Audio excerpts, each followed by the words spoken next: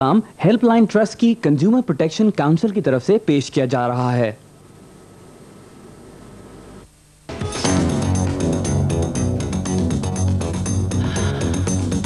क्या आपने कभी ये सोचा कि किसी पैकेट पर जो वजन दर्ज होता है क्या वो दुरुस्त है? शायद ऐसा नहीं, लेकिन मैन्युफैक्चरर अगर कोई मशहूर कंपनी है तो परेशानी की कोई बात नहीं। ताहम मसला पिसी हुई मिर्च का हो या चाय की पत्ती का, खुली चाय फरोख्त करने वाले कुछ ताजर अपनी चाय पॉलिथीन की थैलियों में पैक करते हैं जिस पर वजन दर्ज नहीं होता। नतीजा ये होता है कि सार्फिन को अपने अदा किए हुए पैसे की असल कीमत नहीं मिलती। पैकेटों में चाय फरोख्त करने वाली कोई भी कंपनी हर रोज तकरीबन 10 लाख पैकेट तैयार करती है जिनका वजन 100% दुरुस्त होता है।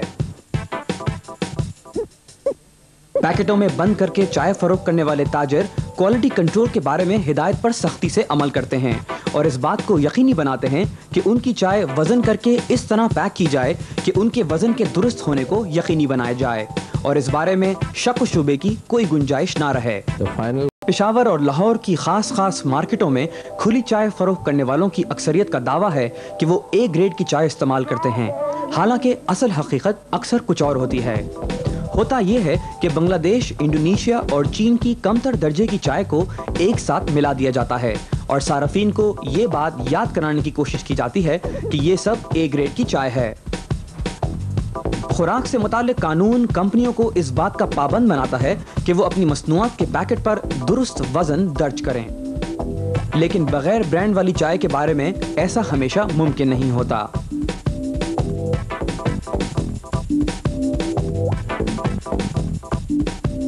पहले तो मैं देखता हूँ ब्रांडेड नेम्स और उनकी प्राइस उन पर छपी होती है, वेट उसका लिखा हुआ होता है, इंग्रेडिएंट्स उनमें छपी होती है, मिलावट का कोई डर नहीं होता है। सही फैसला तो सार्फिन ही कर सकते हैं। अगर वो बगैर ब्रांड वाली कोई चीज़ खरीदते हैं तो क्या उनके जहन में उसके वजन, कीमत और मयार के बारे में कोई शुबा होता है?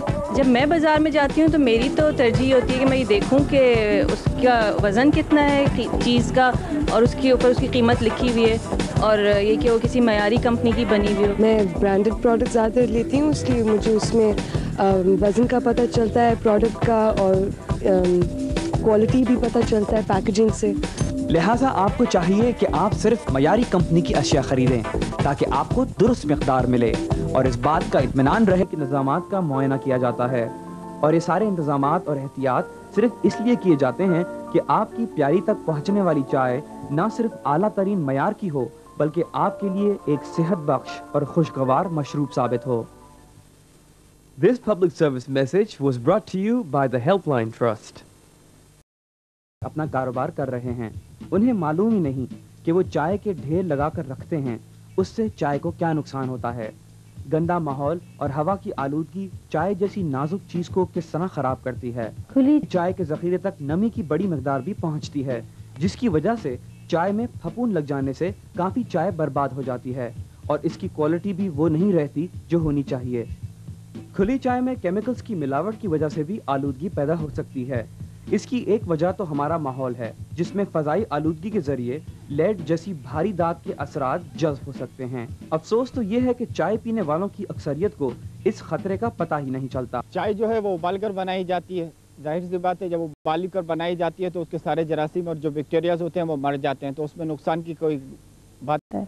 पाकिस्तान में पैकेटों में बंद चाय तैयार करने वाले खुली चाय बेचने वालों के मुकाबले में मयार को बरकरार रखने वाले उसूलों पर ज़्यादा सख्ती से अमल करते हैं जाता है। प्लांट से गैर ज़रूरी और नाकारा अशिया की सफाई का इंतज़ाम होता है।